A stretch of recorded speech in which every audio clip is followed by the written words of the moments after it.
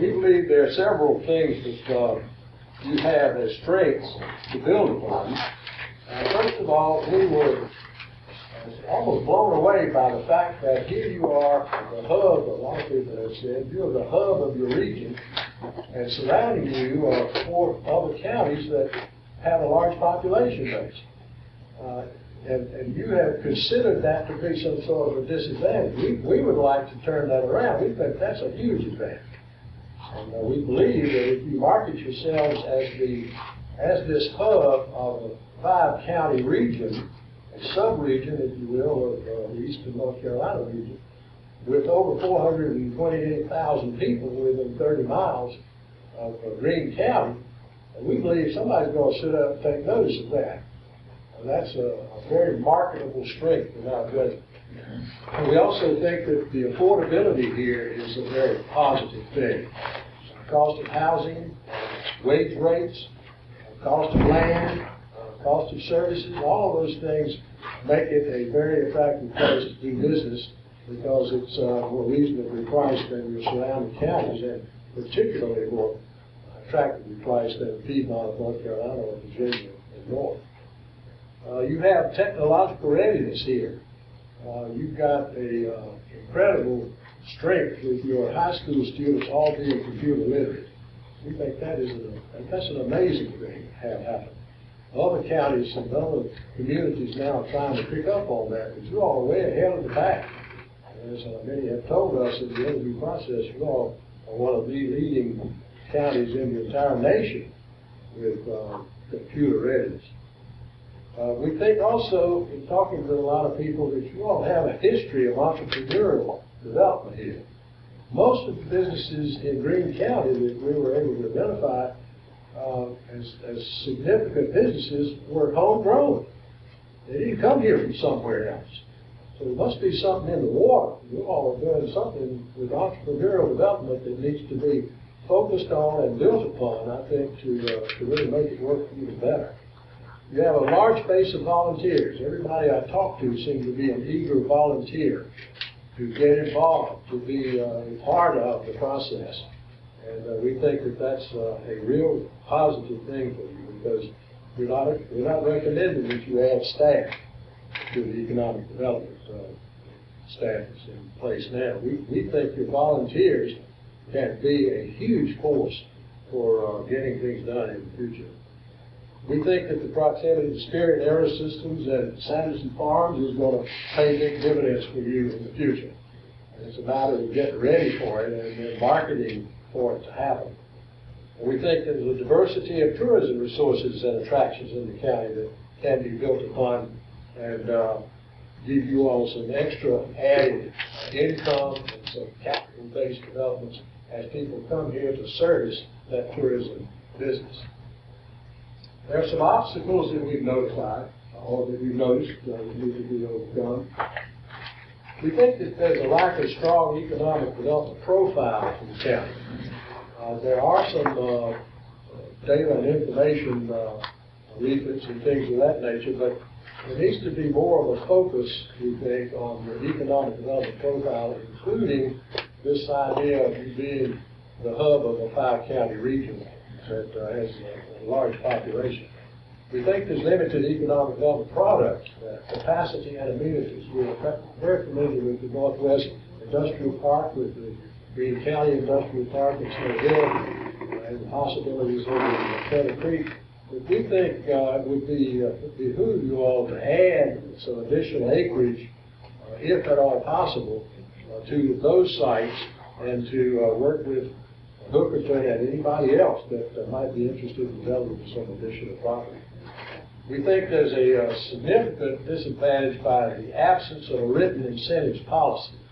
It's unbelievable how incentives have become one of the top factors that new industries are looking for these days when they come into a community. And you're frankly competing with just about every other location they look at in this area of incentives. So a community that doesn't have a written incentive policy that tells a company what you will be willing to do if they perform a certain amount of job creation and capital-based investment We think you're missing out if you don't have that written down. We know that you like to negotiate these policies when the prospect comes to town, and we believe it would behoove you to have a written incentive policy. We think you've got very limited marketing and promotional resources. There's a $10,000 budget, for instance, for marketing the county for the entire year, and half of that goes marketing the Sweet Potato Festival. So you really are way behind the curve on any kind of resources for marketing. And as you well know, if you've got something to sell, if you don't market it, who's going to know about it? So you really need to step up to the plate with an increased marketing and promotional effort. You have a lack of effective orchestration of economic development organizations and volunteers. Everybody is excited about the role they're playing, but it doesn't cross over into other organizations that are also involved. And we think that there might be an opportunity here to bring some coordination to that volunteer effort. We think there's limited knowledge and support by the public for economic development programs in the county. Many people told us in the interviews that the people of this county are just not real excited about economic development. This is an agricultural community, and they're dependent on agriculture for most of their livelihoods. We agree with that, but you need to have a diversification of your economy if you're going to really become a stronger county in the future. Let's look at this slide, because we think it really tells a tremendous story. This slide talks about your population today in Greene and what it's predicted to be in 2014, which is just 4 years from now.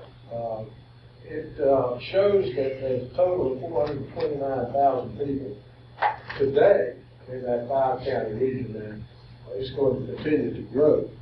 As a matter of fact, that study pointed out that Greene County, percentage-wise basis, is growing faster than all the other counties in the area except Pitt County, and we're almost equal to Pitt on a percentage basis.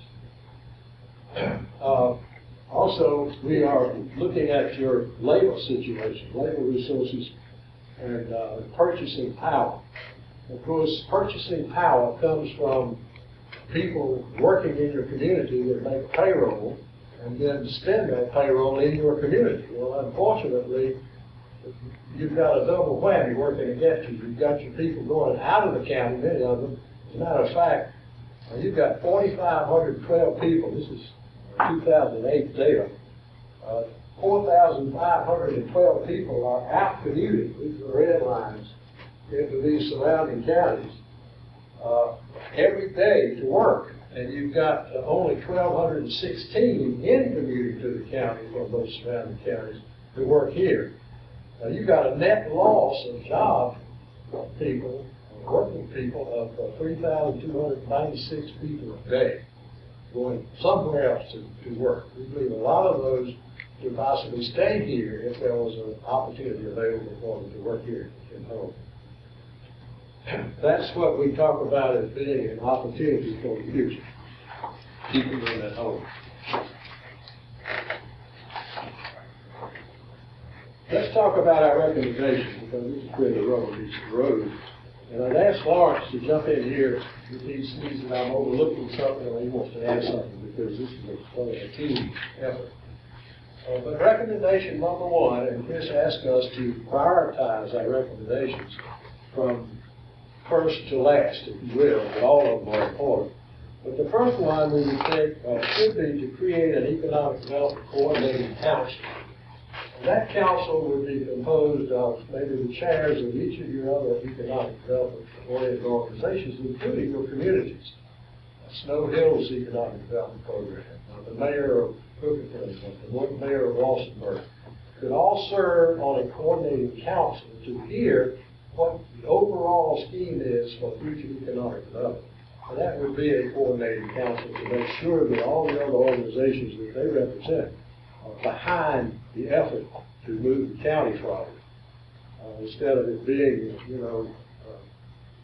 an individualized kind of thing by communities, this should be a county-wide effort. Whatever happens in the county is going to benefit all the communities as well. We think you should assign responsibilities and duties to as many volunteers as you can recruit.